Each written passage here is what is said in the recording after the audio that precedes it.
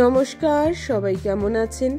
প্রবাসী বঙ্গবাসীর আরও একটি ব্লগে আপনাদের সকলকে স্বাগত। আজ আপনাদের নিয়ে যাব স্কটল্যান্ডের দুটি প্রান্তিক জায়গায়। আজ আপনাদের প্রথম যেই জায়গাটি ঘুরে দেখাবো সেটি হলো লাগস, এবং সেখান থেকে ফেরি করে আপনাদের নিয়ে যাব একটি আইলে, যেটি আইল অফ কামরে নামে পরিচিত।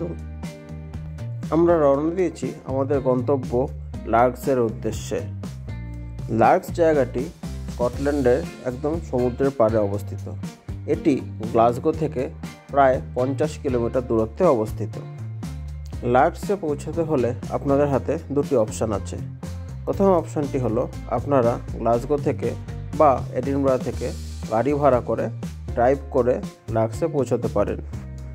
গ্লাসগো থেকে লাগস পৌঁছাতে আপনাদের প্রায় 1 ঘন্টা 15 মিনিট মতো সময় লাগবে। আর যদি আপনাদের কাছে ড্রাইভিং লাইসেন্স না থাকে তাহলে আপনারা গ্লাসগো থেকে বাসে করেও লাগস পৌঁছাতে পারেন, যেটিতে প্রায় 1.5 ঘন্টা মতো সময় লাগবে, এবং এখানে নিয়মিত বাস সার্ভিসও আছে।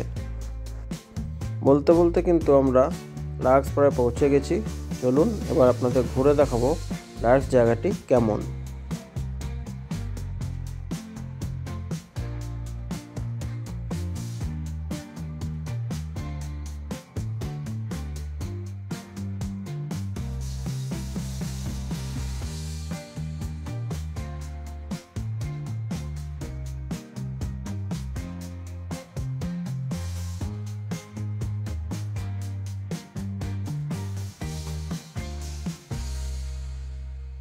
লাগসে পৌঁছে আমরা প্রথমে ভাবি যে এখানকার সমুদ্রের পাড়টা একটু ঘুরে দেখি। সমুদ্রের পাড়ে যেতে না যেতেই দেখি একটি ফেরি সবেমাত্র আইল অফ কামরে থেকে এখানে এসেছে। এখানে প্রায় প্রতি 8 ঘন্টার পর পরই ফেরি রয়েছে। যেহেতু আইল অফ কামরে পুরোপুরি বিচ্ছিন্ন একটি দ্বীপ, তাই ওখানে যারা থাকে তাদের একমাত্র ভরসা এই ফেরি। তাদের স্কটল্যান্ডে বা লাগসে আসতে হলে এই ফেরি করেই আসতে হবে, আবার এই ফেরি করেই ফেরত যেতে হবে। তাই যারা ওখান থেকে কাজের সূত্রে এইদিকে আসে তারা এই ফেরি করেই আসে, আবার এই ফেরি করেই চলে যায়। তাই এই ফেরিগুলি একটু অন্যরকম। এই ফেরিগুলিতে আপনি সহজেই গাড়ি তুলতে পারবেন, কিন্তু তার জন্য আপনাকে আলাদা করে টিকিট কাটতে হবে। আইল অফ কামরে যেহেতু একটি বিচ্ছিন্ন দ্বীপ, তাই ওখানে আপনি কোনো রকমের টিকিট কাটতে পারবেন না। তাই আপনাকে যদি টিকিট কাটতে হয় তাহলে লাগস থেকেই আপনাকে আপ ডাউন দুটো টিকিটই কাটতে হবে। আপ ডাউনের জন্য পার পার্সন এখানে 4 পাউন্ড করে আপনার টিকিটের দাম পড়বে, কিন্তু আপনি যদি এই ফেরিগুলিতে গাড়ি তোলেন তাহলে আপনাকে এক্সট্রা 15 পাউন্ড দিতে হবে।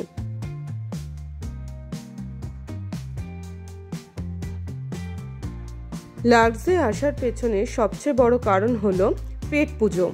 এখানকার ফিশ অ্যান্ড চিপস ইউকে বিখ্যাত, এবং তার জন্য এখানকার ফিশ অ্যান্ড চিপস বিভিন্ন রকমের অ্যাওয়ার্ডও পেয়েছে। তো চলুন আর কথা না বাড়িয়ে এই দোকান থেকে এখানকার কিছু বিখ্যাত খাবার চেখে দেখি।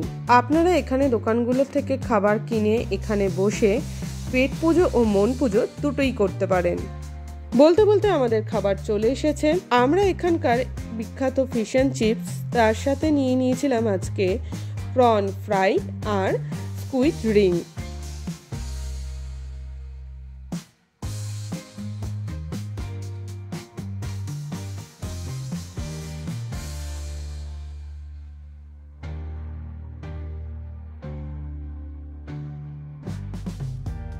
খাওয়া দাওয়া শেষ, এবার আমরা চলেছি আইল অফ কামরেতে।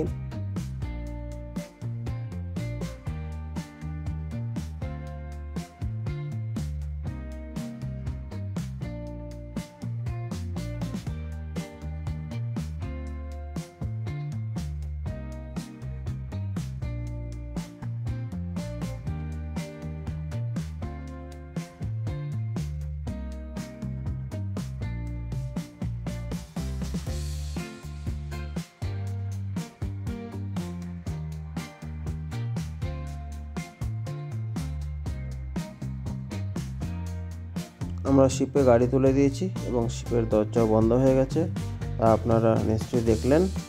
এবার আমাদের শিপ ছেড়ে দিয়েছে, রওনা দিয়েছে আইল অফ কামরের উদ্দেশ্যে।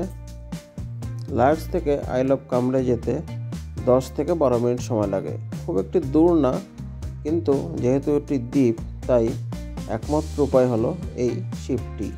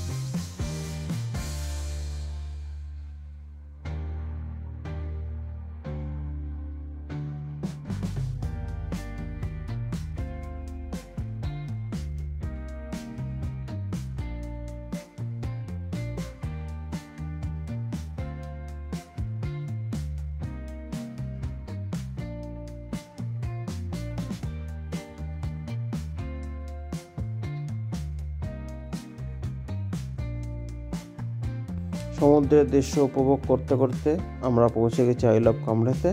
এবার নাবার পালা। চলুন দেখি আইল অফ কামরে জায়গাটি কেমন। এখানে বলে রাখি, আইল মানে হচ্ছে আইল্যান্ড।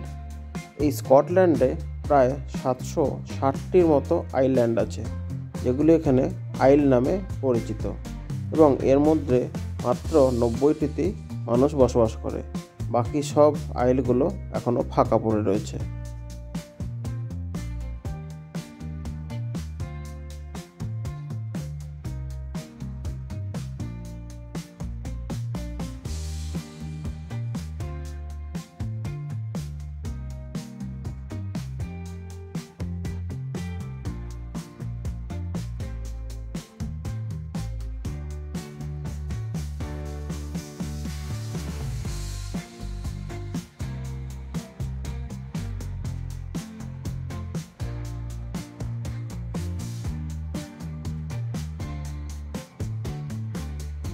আমরা চলেছি আইল্যান্ডের সুন্দর দৃশ্য উপভোগ করতে করতে। বলে রাখি, আইল্যান্ডটি এতই ছোট যে আপনারা গাড়ি নিয়ে প্রায় 15 থেকে 20 মিনিটের মধ্যে পুরো আইল্যান্ডটিকে একটি চক্কর মেরে ফেলতে পারেন। তাই এখানে ঘুরতে আপনাদের খুব বেশি সময় লাগবে না।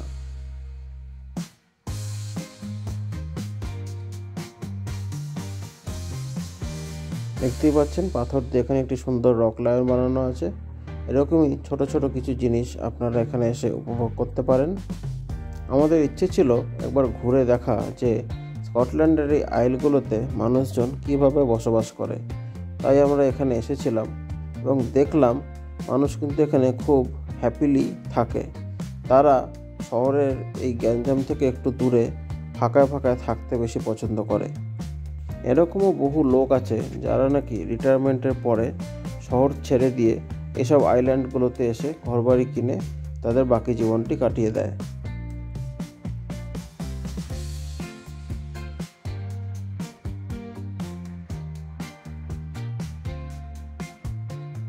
এখানকার বাড়িগুলি দেখুন কি সুন্দর, সামনে সমুদ্র আর উল্টো দিকেই বাড়ি।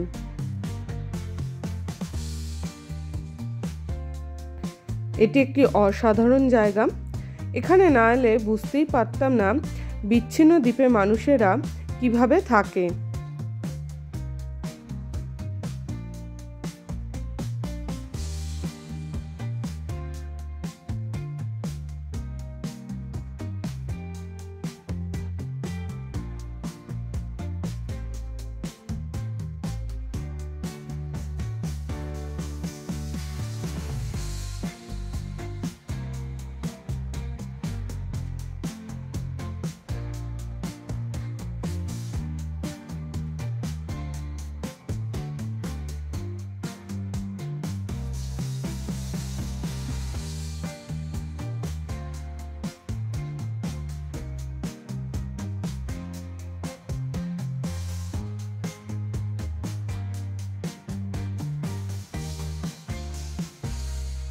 এখানে ঘুরতে ঘুরতে এখানকার ট্রাইবালদের বিভিন্ন রকমের নিদর্শন আমরা দেখতে পাই।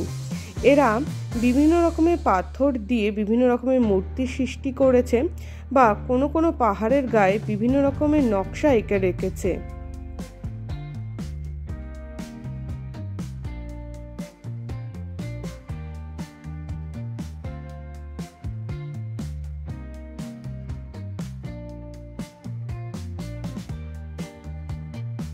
ঘুরতে ঘুরতে আমরা এই হলি স্পিরিট চার্চে চলে আসি এবং আমরা ভাবি এই হলি স্পিরিট চার্চ দেখতে কেমন হয় তা ঘুরে দেখা যাক। বাইরের দিক থেকে এই চার্চটি দেখতে খুবই সুন্দর লাগছিল এবং আমরা যেই পথে এই চার্চটির ভিতরে ঢুকছিলাম তার আশেপাশের দৃশ্যও ছিল অপরূপ।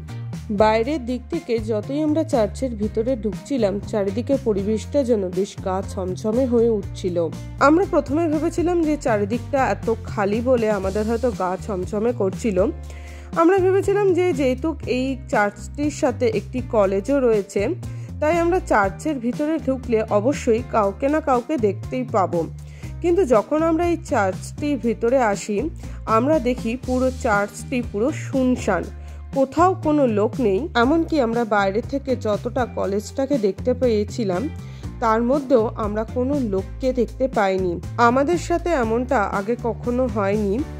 আমরা বেশ ভয় পেয়ে গেছিলাম এবং যতটা তাড়াতাড়ি সম্ভব আমরা এই চার্চ থেকে বাইরে বেরিয়ে যাই। উল্টো দিকেই আমরা এই একটি জায়গা দেখতে পাই। প্রথমে আমরা বুঝতে পারিনি এই জায়গাটি কি।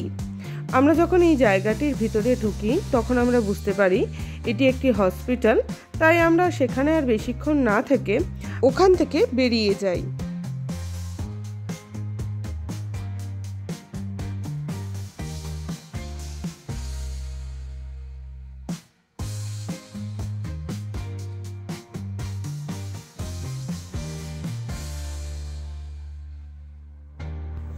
আই লাভ কামরা আমরা মোটামুটি ঘুরে দেখে নিয়েছি। এখানে যা দেখার ছিল তা দেখতে খুব বেশি হলে আপনাদের 1.5 থেকে 2 ঘন্টা লাগবে। আপনারা যদি চান আরও কিছুটা সময় এখানে সি বিচে বসে কাটাতে পারেন। আমাদের যেহেতু আজকে বাড়ি ফিরতে হবে তাই আমরা এবার আবার ফিরে চলেছি লাক্সের উদ্দেশ্যে। আমরা আমাদের গাড়ি নিয়ে অলরেডি ফেরিতে উঠে পড়েছি। চলুন ফিরে যাওয়া যাক লাক্সে।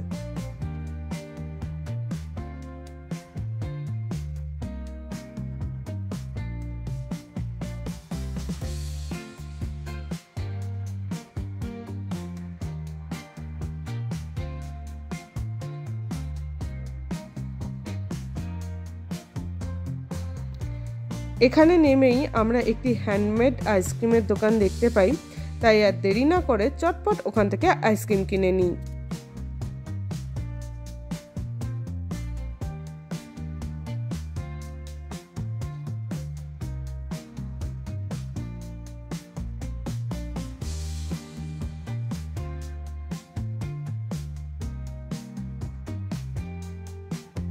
সমুদ্রের এই ধার দিয়ে যখন আমরা বাড়ি ফিরছিলাম তখন সমুদ্রের এই পাড়গুলোতে আমরা অসংখ্য শিল মাছ দেখতে পাই।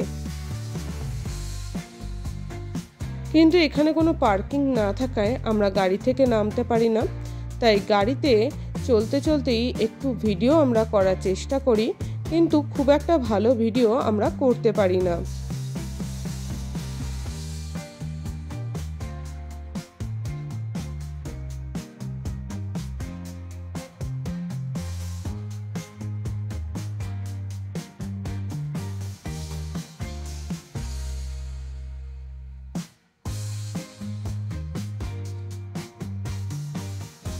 তো চলুন আমরা বাড়ি ফিরি।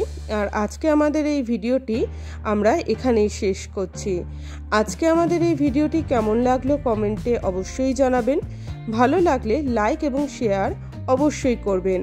আর আপনি যদি এখনও আমাদের চ্যানেলটিকে সাবস্ক্রাইব না করে থাকেন তাহলে জলদি সাবস্ক্রাইব করে রাখুন, কারণ বিদেশে বিভিন্ন রকমের ভিডিও দেখতে হলে আমাদের চ্যানেলটিকে কিন্তু অবশ্যই সাবস্ক্রাইব করতে হবে।